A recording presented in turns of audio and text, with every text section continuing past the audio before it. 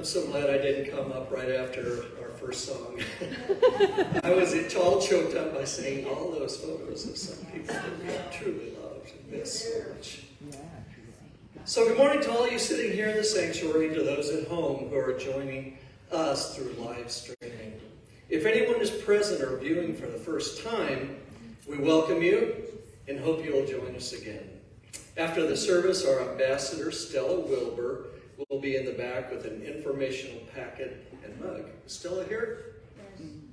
There she is in the back with the golden stole on. Please check in on Facebook, telling your friends and family you are here at Unity of Springfield. And then if you would silence or turn off your phone. Please join me in the mission statement. The mission statement is on the screen. Together. Our mission is to encourage and inspire spiritual and personal growth by empowering each other to be authentically all that we came here to be. So let's speak together the affirmation for today's daily word. I receive comfort from the knowledge that life and love are eternal forever. Goethe has written, I am fully convinced that the soul is indestructible and that its activities will continue through eternity. It is like the sun, which to our eyes seems to set at night, but it has really gone to diffuse its light elsewhere. On Memorial Day, when our thoughts turn to those whom we have loved and who are no longer with us, we can be sustained by the knowledge that there is no separation in spirit, that life and love are eternal forever. We're not burdened with our grief or given to regrets. We turn our thoughts to the beauty, joy, and love that we can now give and share. With us forever is the infinite love of God, granting us wisdom to make right decisions as we carry on living our life. The knowledge that we are living in eternity now enables us to have the strength and courage to move onward and upward to new heights of inspiration. The scripture today is coming from Exodus 12:14. This day shall be for you a Memorial Day. Let us repeat the affirmation together. I receive comfort from the knowledge that life and love are eternal forever. As Sue brings the prayer bowl, please hold the following people in your prayerful thoughts for their highest best. Barbara, Nicola, Connie, Amy, Donna, Ken, David, Lori, Troy, Peggy, Angela, William, Janet, Carmen, Lisa, Beth, Mark, Eugene, Skylar, Brandon, Judy, Helen, Larry, Clay, and anyone else who comes to mind.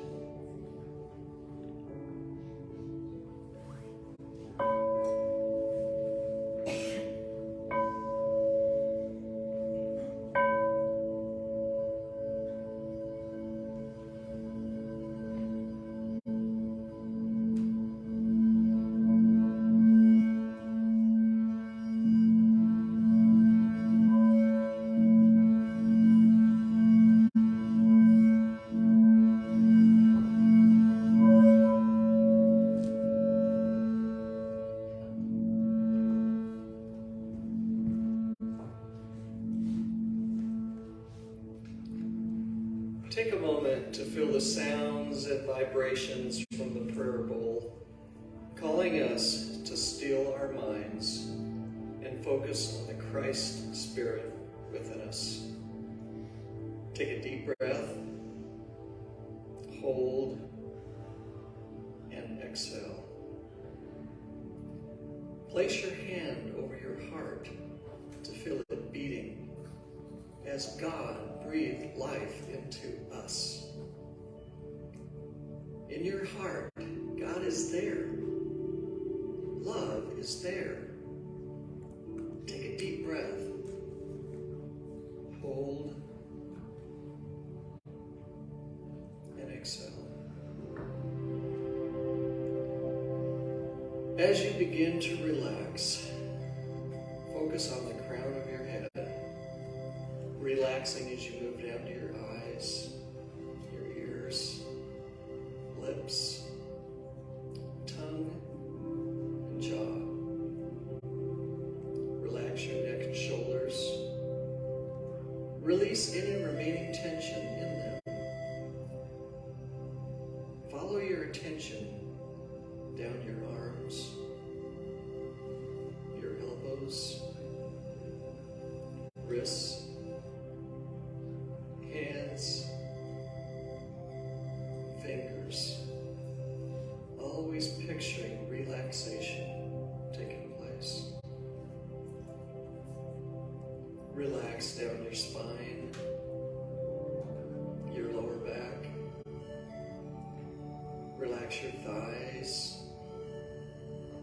your knees, calves, ankles, feet, and down to your toes. Take a deep breath. Hold and exhale.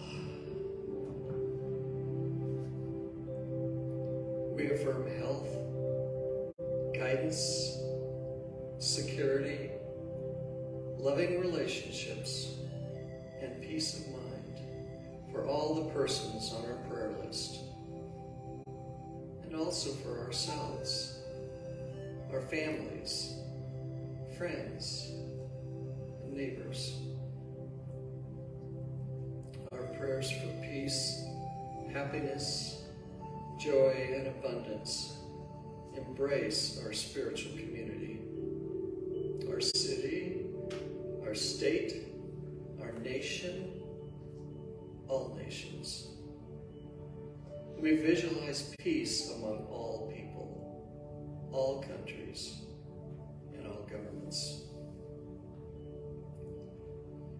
We surround and infuse our congregants here in the sanctuary and those viewing from around the world with a knowledge that they are loved by God, just the way they are, no exceptions. We are so blessed by God's gifts to us of life, love, and the ability to co-create our future. We are filled with infinite gratitude, and allow yourself to feel this gift called your life as we rest in the silence.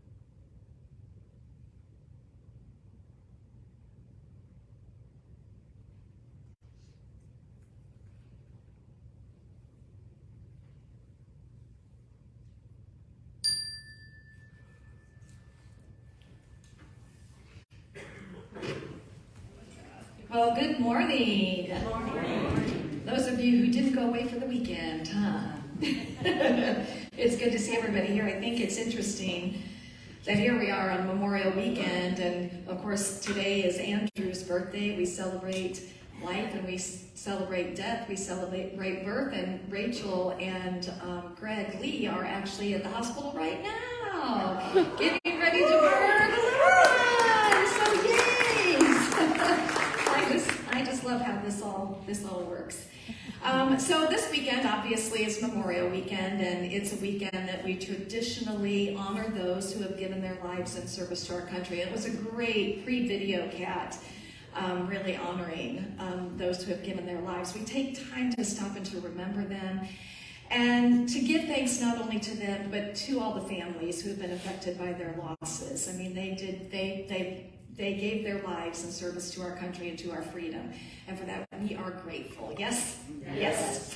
And this weekend is also about remembering and celebrating all those who have slipped through the thin veil of life, and that would be our loved ones. And I would have to say, probably all of us have been affected in some way by a loved one who has crossed over. So how I want to start today is I want to first start by sharing what Unity teaches, or what Unity believes about death and the afterlife, about salvation, about heaven and hell. So James Dillett Freeman, I think, puts it really great when it comes to, hold on a second, just couldn't remember how to turn it on. He's a Unity Poet Laureate, and he wrote a poem called The Traveler. There's a little part in there, a little verse that I think sums up very well what Unity believes. It's, our life did not begin with birth. It is not of this earth. And this that we call death, it is no more than the opening and the closing of a door. And in your house, how many rooms there must be beyond this one, where we rest just momently. You know, in that one verse, it talks about eternal life. And in Unity, we believe that we are eternal beings, that the only birth and death are of the physical body, but that the soul is eternal. The soul was, is, and always will be. And also, this verse talks about that we have a new beginning. In your house, how many rooms there must be beyond this one where we rest just momently. And that really refers to the idea of reincarnation. So I'm going to touch on reincarnation in just a few minutes to give you kind of an idea about reincarnation. So what does Unity teach about sin and salvation and heaven and hell? Well, as we know, most of us in Unity, we see sin as error thinking. It's literally, it came from an archery term that means missing the mark. And from a separation from God in our consciousness. Now, we can never truly be separated from God, right? We can never truly be separated from God, but we can feel separate in our consciousness. And this is caused by our belief in the other, or what traditional Christianity would call the devil. And we don't use that term here. But it's turning our attention to something that is outside of us and claiming that it is against us. Claiming that it has power over us. Now, has anybody ever done that in their life? Even after getting into Unity and not believing, quote unquote, in the devil, but sometimes feeling like, or claiming that someone or something was against me. But in Unity, we believe that there is only one power. We say this every week, and it's the one ultimate true power. You know, we see evil acts in the world around us, right? We can't deny that we see these evil acts, but that's because of this beautiful gift that we've been given a free will. And what we see is that a lot of people use their free will from egoic, outside of themselves purposes, instead of from that higher purpose.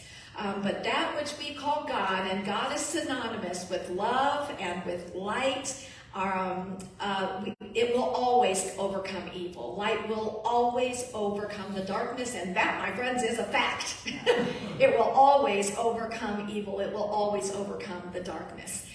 Now, one of the things that comes up in traditional Christianity is the idea that you have to be saved and you have to accept Jesus Christ as your personal Savior in order to get into heaven after you die. So, of course, we don't believe in salvation like traditional Christianity does. And in fact, we talked about this in our class on Wednesday night and in the class on the Christ, and we were all pretty much in agreement that it is the awakening of our Christ consciousness and living from that has and continues to save us. That's how we would see salvation. And we talked about, because anybody ever get asked questions like, have you accepted Jesus Christ your personal Savior? Have you been saved? Well, I can easily say, yeah, and if they ask further, I'm going to be honest about what that looks like for me, because it doesn't look like the same thing as it may look like for them, and that's perfectly fine.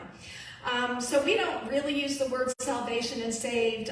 Salvation, if we did use the word salvation, it is something that is happening now, and it's not something that occurs after death. It happens whenever we turn our thoughts or repent from thoughts of fear and anxiety and worry and doubt and all these kinds of things, and we turn our consciousness to that which is real and true, what we would call the Christ-like nature, the Christ qualities of love and hope and peace and joy and kindness and compassion and things like that. Okay, how about heaven and hell? In Unity, we believe that heaven and hell are states of consciousness, and that we experience heaven and hell right here on this very earth plane. How many of us have experienced heaven and hell right here on this very earth plane? Yes, absolutely. We make our own heaven and hell by our thoughts, our words, our deeds, by our choices, by, again, what we're focused on. And to me, that really shifted for me when I got into Unity and I started understanding the nature of God as I understand it. Because for me, a God that is love could not ever send its creation to an eternal damnation of hell. That's ludicrous to me. Having whatever it is that your understanding of the nature of God is really determines what, where you live in that realm. Do you live in heaven most of the time? Hopefully so. And not in that hellish state of consciousness.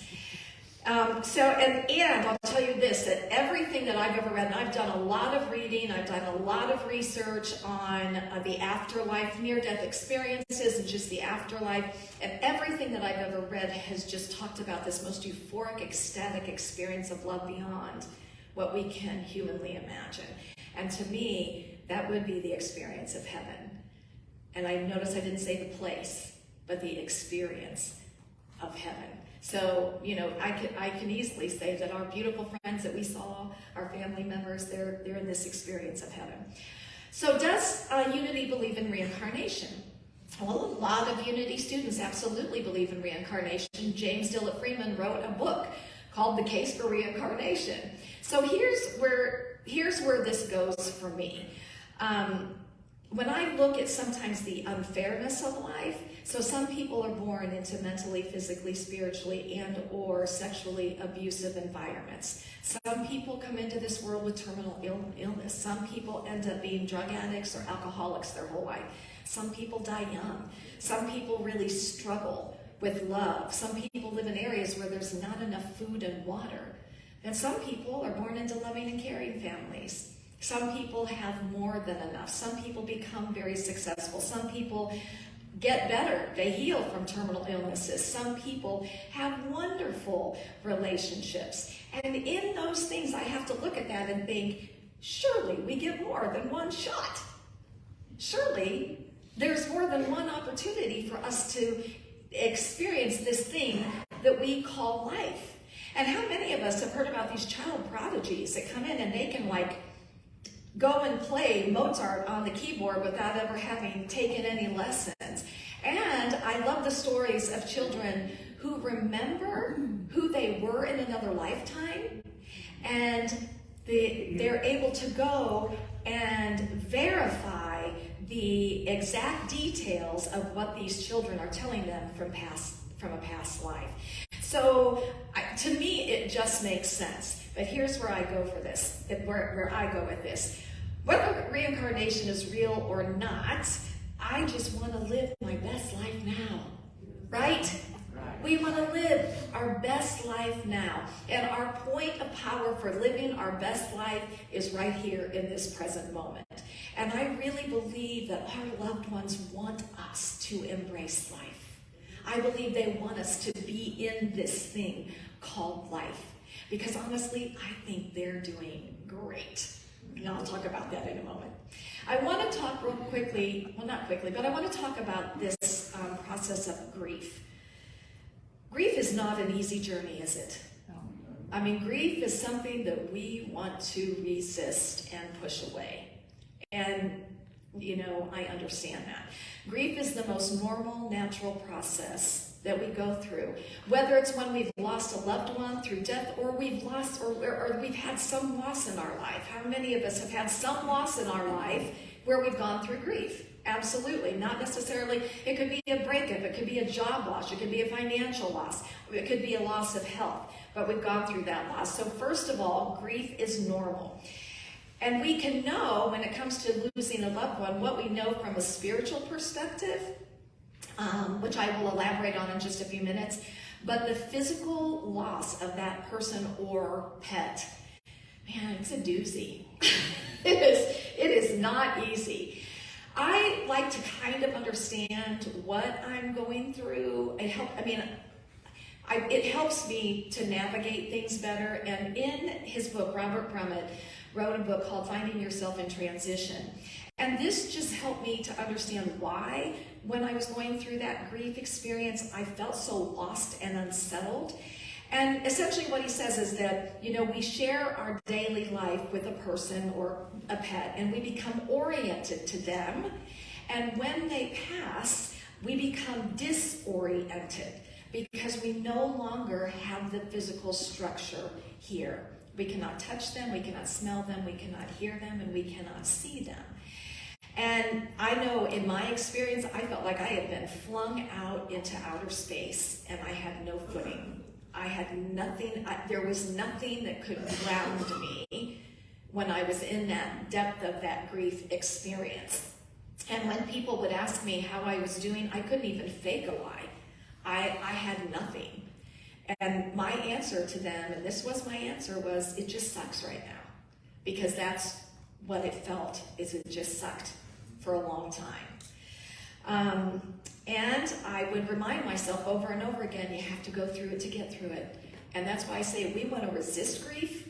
We want to push it aside. It's some of the deepest pain you will ever feel. And of course, we don't want to feel that pain, but you got to go through it to get through it. You got to go through it to get through it. That saying that says time is a great healer, well, I found that to be very true in my experience.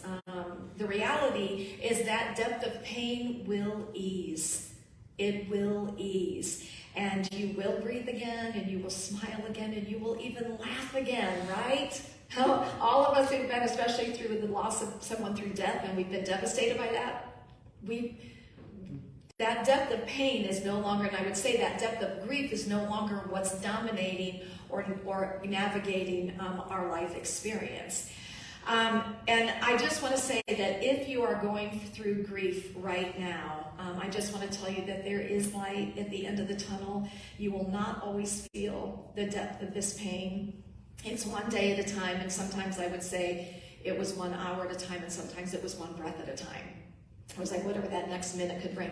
And I want to encourage you to get professional help if you need it, because the professionals are trained in helping you navigate through grief. But also I know many people in our spiritual community that found a grief group that they attended, and that really helped them. So grief is perfectly normal. Okay, so now I want to talk about life beyond this physical realm. And in Unity, obviously, we really believe that there's life beyond this physical realm. We have Stephanie Barton, who is a psychic medium that comes in and is coming in at the end of July and, sharing sharing our loved ones with us. And for those of us who've been a part of that, there is no doubt that what she is sharing is coming from them. I had the opportunity, I should say the opportunity, because I know so many of your stories, especially this last time, to sit in this room right here when Stephanie was here the last time, and when she would go from person to person to person to person, and she had no idea who they were, and be spot on. It was just like, yes, it was amazing.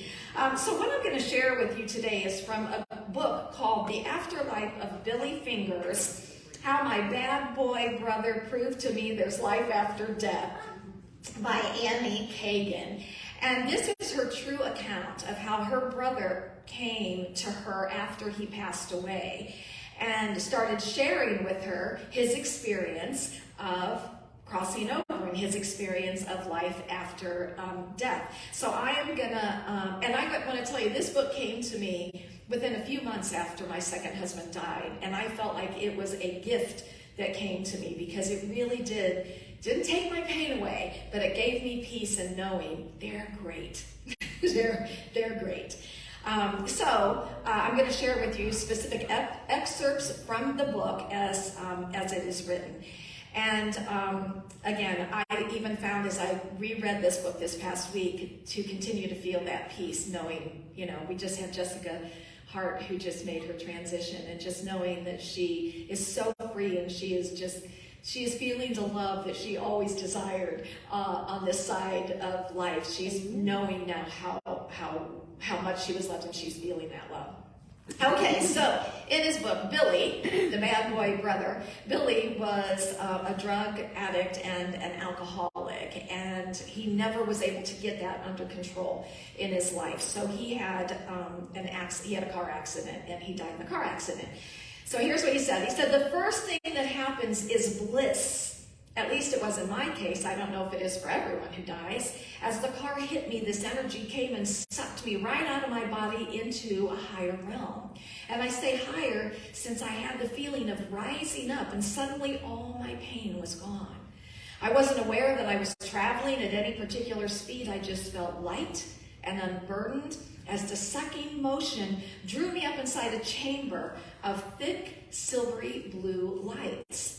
People who have near-death experiences sometimes say they went through a tunnel, but I'm using the word chamber because a tunnel has sides, but no matter what direction I looked, there was nothing but light for as far as I could see.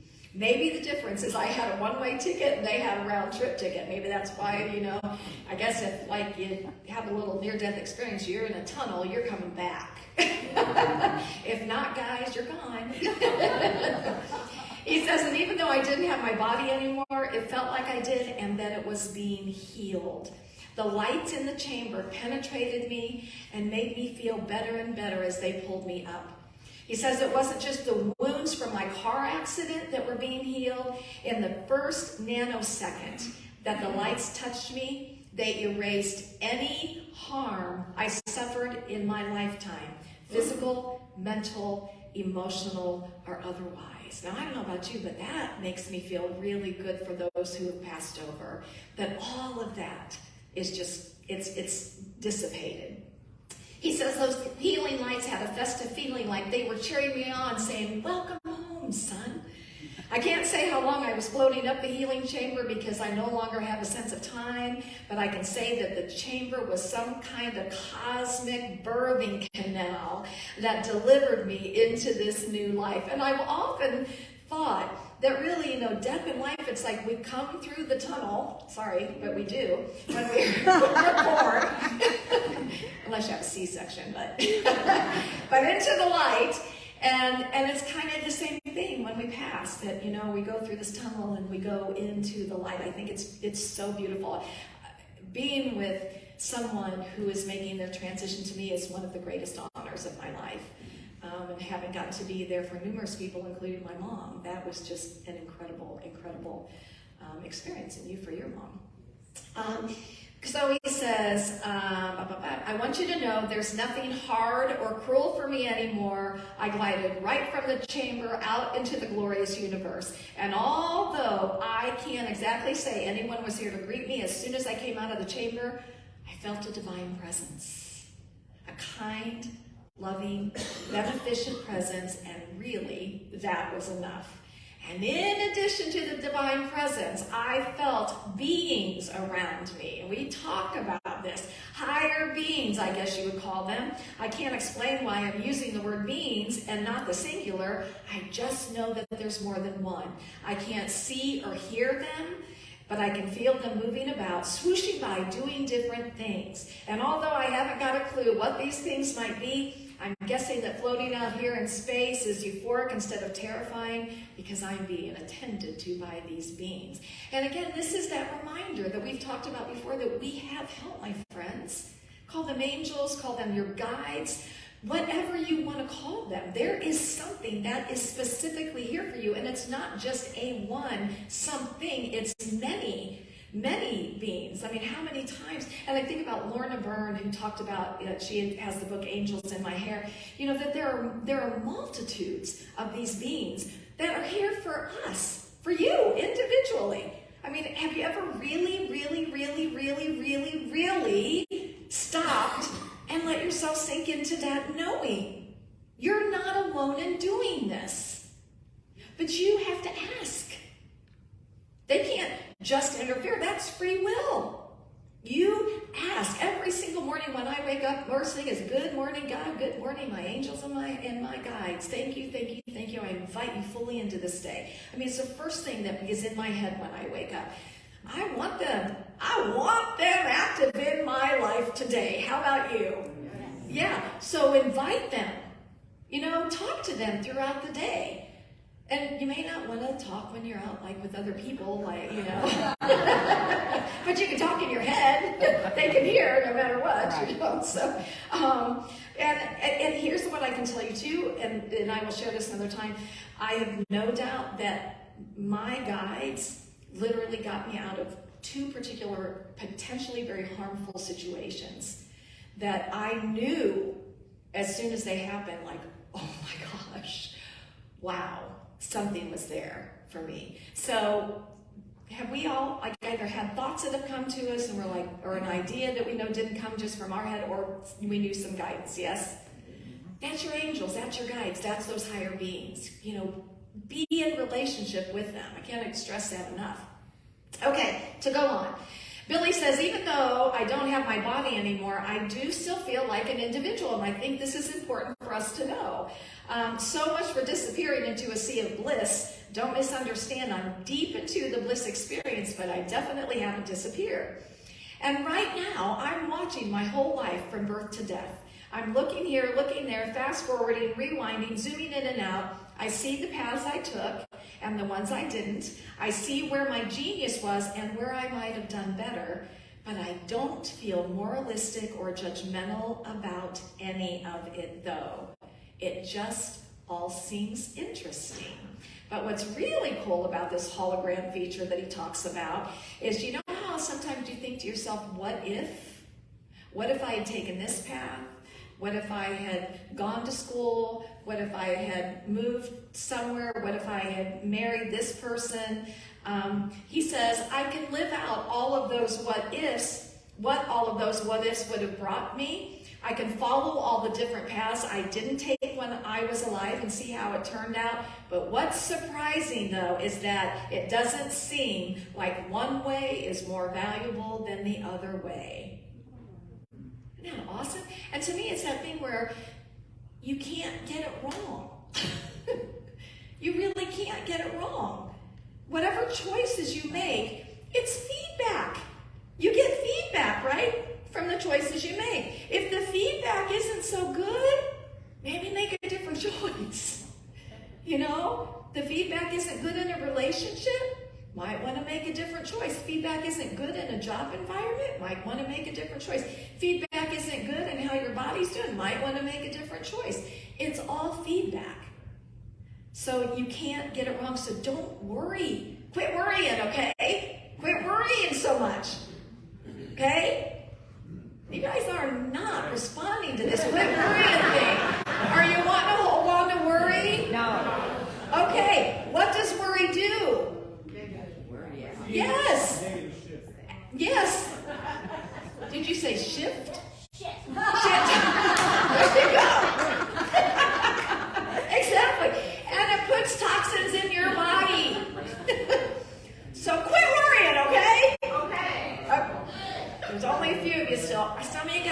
really work on this quick wording thing, okay?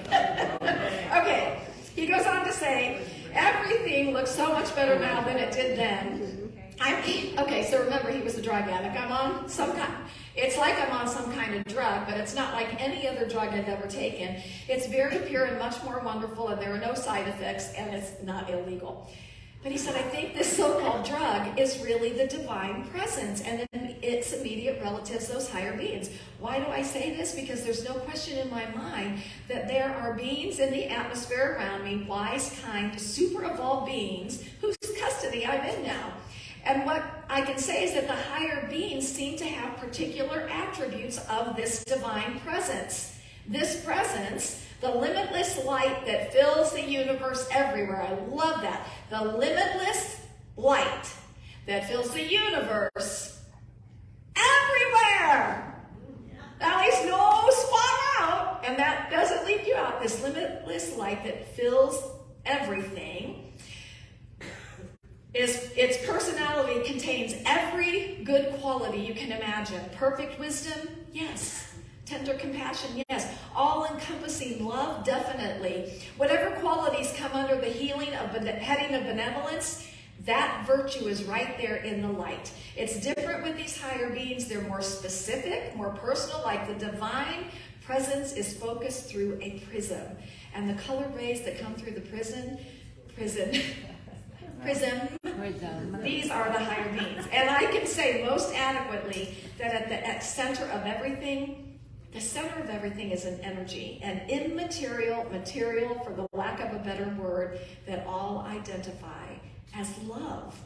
And how I love how good it feels, this love. You can't imagine it, you really can't, because there is no way for you to. And I've read things where in the density of our physicality, it would be too much for our physical bodies to really be able to know the width, the breadth, the depth of this love. But we can tap into it and we can feel it. So I want to just encourage you to let go of any fear of death that you might have. I mean, doesn't that sound, I'm not telling you to go anytime soon, to hang around, but doesn't that sound amazing? And I know for me, it just made me feel better knowing that my loved ones, this is what they are experiencing. This is what they're experiencing. So I can celebrate that part of it. So I want to close with a few more things, some advice and wisdom. He says, don't be overly concerned about how you look in the eyes of others. People will pretty much see you as they will. Play your part in the cosmic drama, but never forget that you choose the way you see yourself, so don't let others do the casting. Be yourself. Authenticity. And this is one of the things that I see coming out more and more and more. I was watching Robin Roberts, who's on Good Morning America on Apple TV. She has these interviews with these women. There's like 5 sessions of it. And their whole thing is about authenticity. It's about being real. I feel like I'm sitting there watching a Unity program when I listen. And I'm hearing our message more and more in mainstream media. So be yourself. He said, if there's one thing worth doing on your planet, it is discovering self-love. I say discovering instead of learning, because learning implies that you're starting from nothing. But the truth is, you already love yourself. You just forgot. But when you're born, the amnesia happens. You forget your magnificence, and you think you have to earn the right to be loved. How can you earn what already belongs to you? Give yourself a hug.